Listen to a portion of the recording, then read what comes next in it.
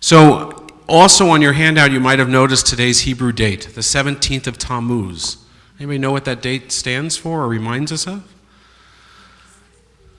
We miss it from time to time. It's the beginning of the siege of Jerusalem, and this begins and marks the 3 weeks between the siege of Jerusalem and ultimately the destruction of the temple on the 9th of Av, on Tisha B'Av.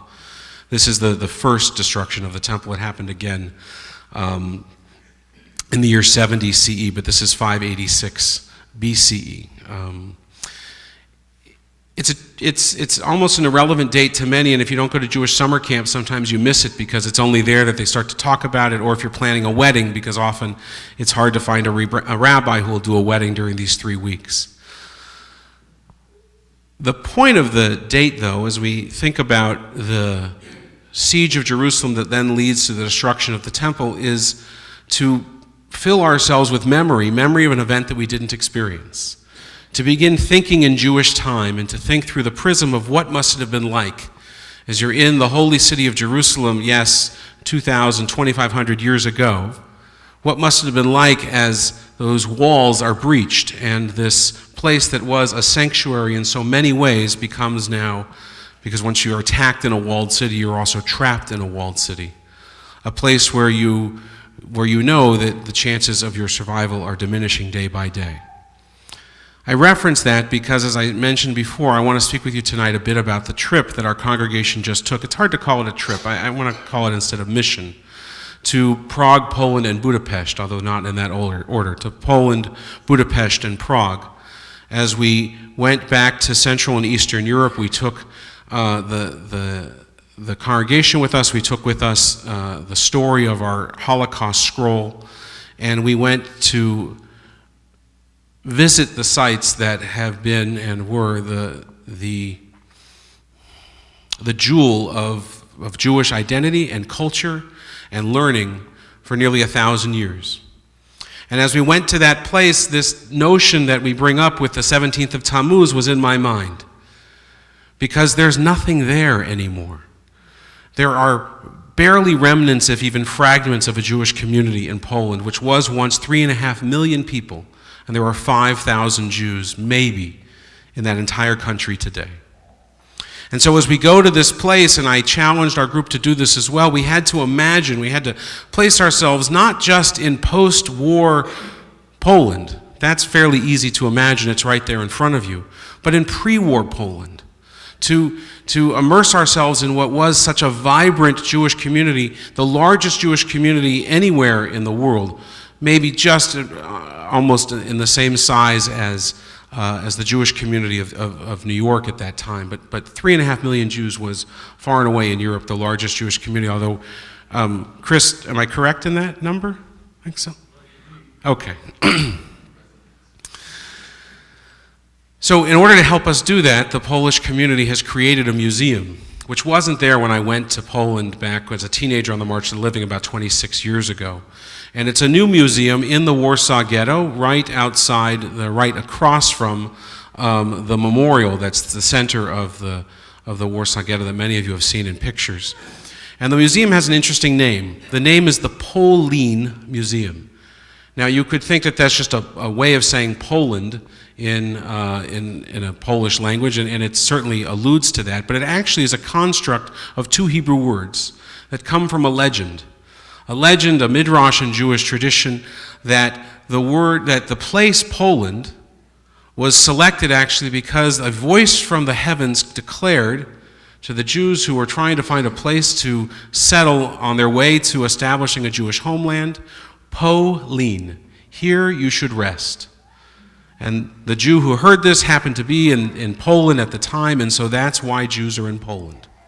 And if you believe that, there are other legends I can tell you as well. But for whatever reason we were there for a long time. For 1,000 years, Jews settled in this land, made a life in this land, made a culture in this land, and contributed to this country. But for 1,000 years, they were never really welcomed. They were taken advantage of, they were utilized, they were at times persecuted, more times than not, often by the church and then later by the governments. And so Now, post-Shoah, this incredible museum was created, and we visited it. And it has 9 sections to it, and each section is a different era or epoch of Jewish communal life. And again, it spans 1,000 years of Jewish history. And having never seen it before, I wasn't quite sure how I was going to react to it, and I could barely make it through the first room. Unfortunately, there was a bench there, and I had to sit down, and I was just overwhelmed with the enormity of the loss, of what we lost in that country, and the enormity of what we had contributed to that country. And I had this feeling that I had once in the United States when I was a student in school visiting a museum to Native Americans in the United States. And this, and there would be panoramas or dioramas of teepees and what it was like for what they ate and how they hunted and all these things. And you have this feeling and this very real sense that you are visiting a museum of this annihilated people, the museum that we have been told that Hitler wanted to establish. The Poles have now built it. It was incredibly vexing. And I struggled to make it through the place, and certainly when I did, I came out, as I think many in our group did, with very complicated emotions. Because on the one hand, this is the most popular museum in all of Poland. They spent hundreds of thousands and probably millions of dollars to build this place, and it is tremendous in its presentation of Jewish culture. But there are no Jews in Poland. And so this incredible museum is visited by Jews who come to do, as we did, this mission, but largely by the Polish people that come to see what used to be there, that is no longer there. So that was my first lesson from this trip, and it was a challenging one. And we take from that something that our guide taught us, and an observation that we need to make about the Hebrew language, which is that in Hebrew there's no word for history. Yes, we can use the English-sized version of historia, but in truth, Hebrew doesn't have a word for history. The word we use for history, anybody know what word we use in Hebrew for history? Yizkor, memory. And the difference between history and memory is very significant. History is very much in the past. History can sit on a shelf, but memory is alive. And so I struggled as I left this place to figure out if this was a museum of history or memory. And if there's no one there to remember it, then it becomes history, I think. And so this very much was a historical museum, but it should have been a museum of memory. It should have been a museum that was celebrating a people that were so intrinsic to Polish life. How could the society go on? They lost 10% of their population was Jews. More than 30% of the city of Warsaw was Jewish. And they're just gone. So that was the first lesson from our trip. I want to share with you 3 others. So from Warsaw, we went to Krakow. And if Warsaw was troubling, Krakow was troubling on a whole nother level. Krakow had 75,000 Jews before the war, and they lived in an area called Kazimierz, And in that neighborhood, or in that part of town, it's the old joke, right? One Jew on a desert island, but he builds 2 synagogues. There are more shuls than there probably were ever people. Every other building was a shtibel or a shul. Very few of them, 1 or 2, are active now today. There were 75,000 Jews before the war. By one count, there's 150 Jews now in Krakow. By another, there's 700 Jews. Somewhere in between, that's probably the right number.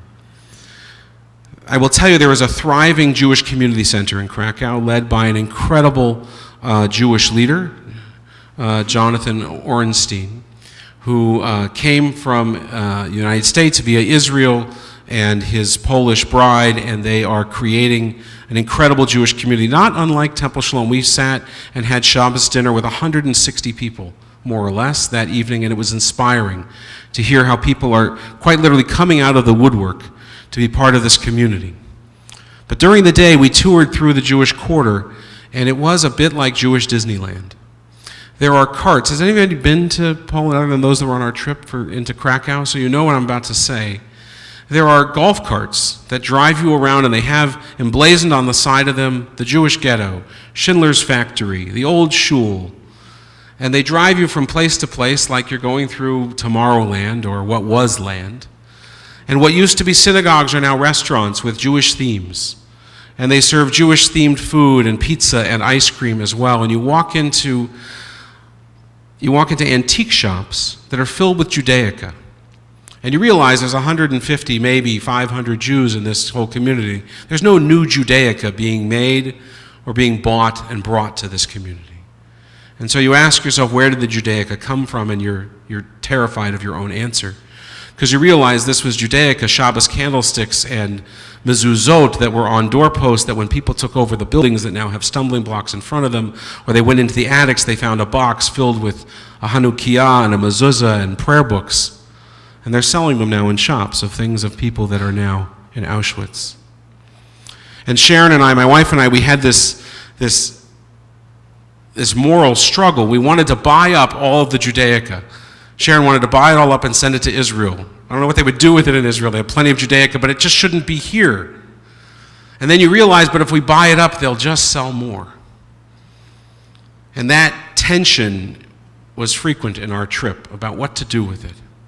And still also in Poland, and we had learned this from our pre-trip orientation sessions, that Judaism, or not so much Judaism, but Yiddish is kitsch in Poland. It has been since before the war, and so you still walk into flea markets now, as we did when we were there, and you see little Hasidic figurines of rabbis and pictures of rabbis with money bags counting money. And Poles put these as good luck charms. It's considered to be a good luck charm that you should have this in your home, and so they buy them as little trinkets. And you hope that the anti-Semitism that you see in it is lost on them, but you're not so sure. So that was the second lesson. That was Krakow. And then, of course, we went to Auschwitz-Birkenau, and here I want to present to you a challenging question that I don't have an answer to, like I didn't have an answer to the antique shops. So I was last at Auschwitz when I was 18 years old on the March of the Living with BBYO. And that was 1990. And although tours had been coming to Auschwitz, the Iron Curtain and the wall had just fallen down or fallen over, however metaphor you want. And it really wasn't set up for tours. Now, more than 2 million visitors come to Auschwitz every year, most of them not Jewish. So many that the steps, the concrete steps in Auschwitz I, in the bunks, where prisoners were kept, have been worn down so much that it's dangerous to walk the steps because you'll slide right off of them. They've been scraped down so much. And tours are going through constantly. And in one level, it's amazing to see so many that make this as a journey. And I asked our guide, how many people come to Krakow, because that's where we were, and don't go to Auschwitz? And she said, nobody. Every tour that comes to Krakow goes to Auschwitz. And so on one level, you're encouraged that the world is, and this is just after Elie Wiesel had died, you're encouraged that the world is not allowing this to become just part of the dustbin of history, and that they are actively engaged with the memory of what went on there. And at the same time, you realize that these things are falling apart. There's these bunks and stables and buildings are crumbling before you. And on one level, you want to let them crumble to dust. You know, ashes to ashes and dust to dust. You want to let them return to the ground, that they should never be built again. The phrase from our tradition was in my mind: beat their swords into their plowshares into pruning hooks. And then the poem, of course, that comes along and tells us, no, you should melt them down even further so that it's even harder to make them into swords and into weapons again. And so you want to let them disappear and disintegrate. But then at the same time, if they weren't there, who would come and who would visit and who would remember? And we learned even horrifically that there was a camp not there where we were in Auschwitz, but another part of Poland that had been completely destroyed after the war.